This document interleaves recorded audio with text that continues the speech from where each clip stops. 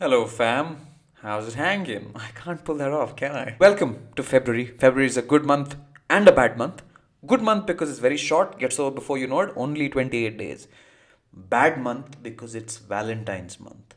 Maximum stress and panic if you're single. But don't worry, we got you covered. And when I say we, I mean Priyanka Bharadwaj and I.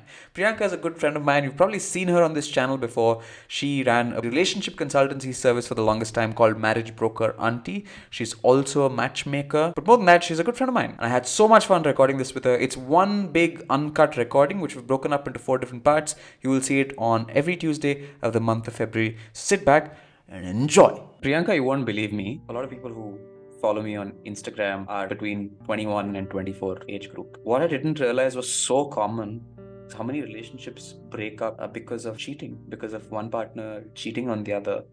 And it's an absolutely tragic fucking thing for someone to go through so early on in their life, because it's like glass, no? Trust. Once that's shattered, you keep second guessing every single relationship you get into after that, saying, I hope this person does whatever they want but not cheat on me, because I can't go through this again.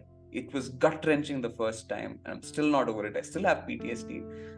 But how does one get over their partner cheating on them? Well, I think betrayal is probably one of the worst sort of experiences as a human in general, right? So it's never a great feeling. I think the reason why this happens is, like I was mentioning, right? Like people are exploring in their early 20s, going through different partners, dating a lot, really trying to discover their own sexuality, which is a little bit later in India versus, other countries. Because of that, what happens is when two people who have very different expectations and intentions come together, there is a good chance that one person is going to get hurt. Even before you sort of start dating someone from your end, I think it's really good to just be a lot more open and communicative in terms of expectations. You don't have to say, hey, listen, I want to get married to you like after 3 months. It doesn't have to be that clear cut. Direct. But I think it's Yeah. generally good. Yeah, it's generally good to talk about things, even if you are scared, even if you feel like putting your cards on the table is going to leave you vulnerable.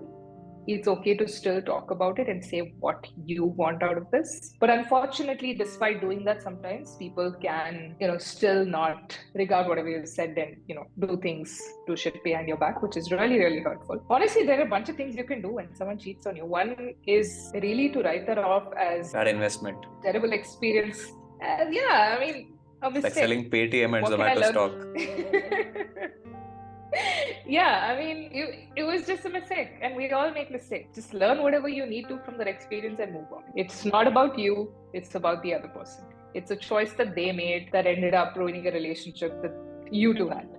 Now, you can go down the spiral of, oh, was it something that I did that made them do this? Or, how could they possibly do this to me? And so on, right?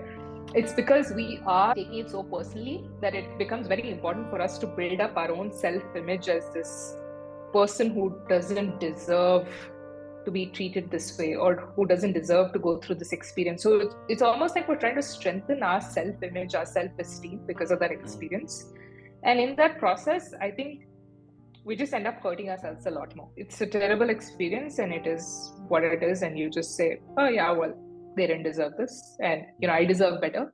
I'm glad it's over. We move on. Of course, it's easier said than done. But the order in which you do is you just cry bucket loads.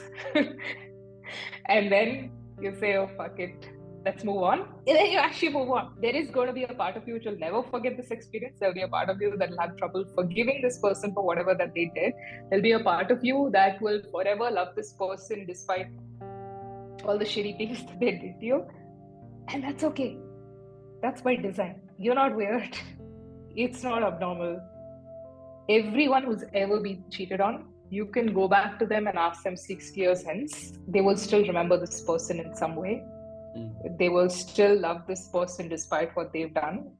And that's okay. Hang on for a second. If you reached this far in the video, then do consider subscribing to my channel and liking this video, because it tells YouTube to send more traffic my way, and that really helps me out. It's free for you, but it does help me out. Now back to the video. But that's actually not the majority cases of cheating that I've encountered. My encounters may have been maybe very different from what the status quo is, but it's not. Give me an example. It's not setting the right expectation that leads to cheating.